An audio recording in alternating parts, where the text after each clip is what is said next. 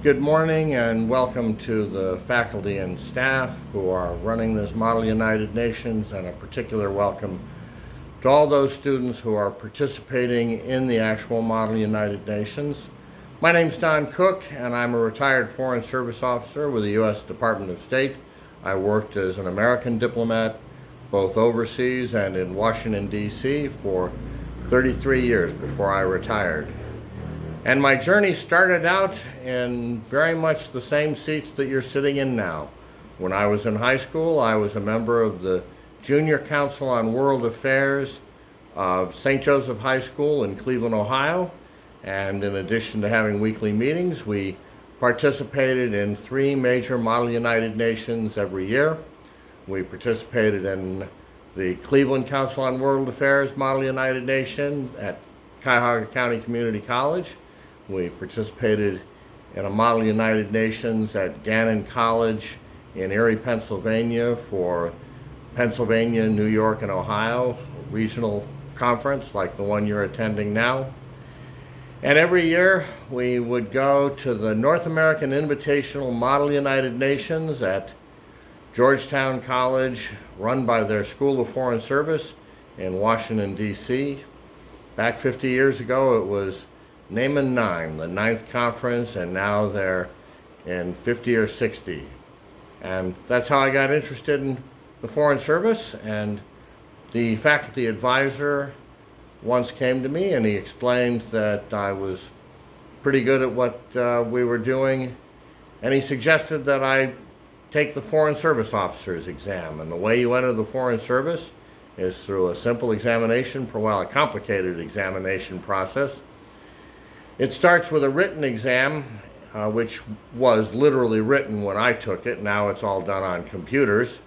And if you pass the written exam, you're put over for an oral exam, which is nowadays an entire day of various tests and simulations. When I took the oral exam, it looked more like a traditional interview. I sat with a panel of 3 Foreign Service officers who would throw questions at me for an hour. Then you do a medical exam and you do a security clearance. You're required to have a top secret clearance in order to be a Foreign Service officer. And then you're put on a list, and as positions open in the Foreign Service, they have a rank order list depending on how well you did on the tests, and they take people's names off the list and send them an invitation. And I was invited to join the September 1978 class of the Foreign Service. I was the youngest member of my class, and I was only one of 3 people in the class who did not have an advanced degree. Part of my path to the Foreign Service was through college, and while many of the people who joined the Foreign Service study international relations or political science, I actually studied geology and mineralogy.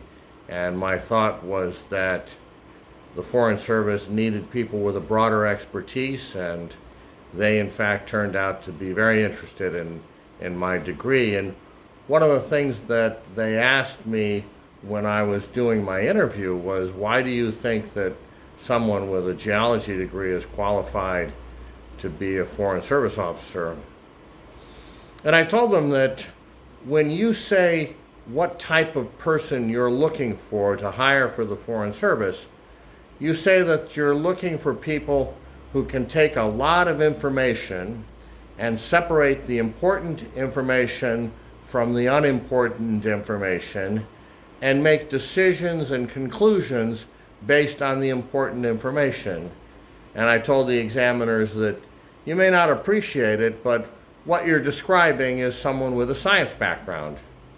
And it turns out that there are other educations that are not the traditional international relations or political science that give you the same kind of background. So any of the science disciplines would do that, engineering, but also philosophy, a legal education does that, and there were quite a number of lawyers in my class. In addition, there were quite a number of members of my class who were former military, and another path for people in joining the Foreign Service was through the Peace Corps. And the Peace Corps still exists. That's a volunteer service, and you learn a foreign language and you go overseas and help with the development in the economies of underdeveloped countries. One of the things that is important in the Foreign Service, and an important aspect of a Foreign Service officer, what they're looking for, is they're looking for people with a broad background, but people who are flexible. Because as a Foreign Service officer, as a diplomat overseas, in one assignment you might find yourself in cocktail parties in Paris, and then in another assignment you might find yourself dodging bullets in the Middle East. And this was actually my experience in both cases. My first assignment overseas was as a consular officer, interviewing people for visas in Tehran, Iran. And after working in the visa section for 3.5 months, there was a political difference between the US and Iran, and a bunch of terrorists took over the embassy, and they held 52 of us for 444 days. My reward for having served as a hostage in Iran was to go to Paris. And in Paris, I actually did the kind of diplomacy which you're learning about now. There's an organization in Paris called the Organization for Economic Cooperation and Development, largely consisting of the more prosperous economies in the world. And the OECD does work in various industries, setting standards. They also collect a lot of statistics, and they also help countries out in terms of their own economic decision-making process. They do country reviews where they review the economic policy making of individual countries. And I got to meet a lot of very important people in that assignment. I was the science advisor for energy research and development at the age of 25. So that was my second assignment overseas. I've also served in the East Asian and Pacific region. I was in Tokyo, Japan, Kuala Lumpur, Malaysia. I served as the Deputy Director of the Office of Economic Policy for Asia, and I later served in the Bureau for Arms Control, and we had some arms control issues that dealt with Asia. And I also later on was focused more on project management and administration. I was the Executive Secretary of the Foreign Service Grievance Board, which heard employment disputes from Foreign Service officers. And Foreign Service officers don't only work for the Department of State. We also have Foreign Service officers who work for the Department of Commerce.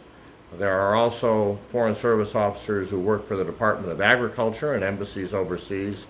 And there are also Treasury people who work in our embassies overseas, and quite a number of military officers. Now, we heard the grievances from people in the foreign affairs agencies, State Department, USAID, USIS, Department of Agriculture, Department of Commerce. Later on, I was the director of the Office of Strategic and Performance Planning, and my final assignment with the State Department was as the head, final overseas assignment as the head of the provincial reconstruction team in Karbala province in Iraq at the end of the Operation Iraqi Freedom. And my last assignment in Washington was as director of the Office of Economics and Assistance in Iraq. So that gives you a little background on what my career has looked like and what kinds of things that the Foreign Service is looking for in terms of hiring. It's a very competitive process. There are literally tens of thousands of people who take the Foreign Service exam every year. Maybe 1,000 or 2,000 pass the written exam, and of those, there are maybe 200 or 300, depending on the year, who are actually hired in the Foreign Service. And so I'd like to turn it back to you now, and I'd be welcome to answer any of your questions. Let's go on with it.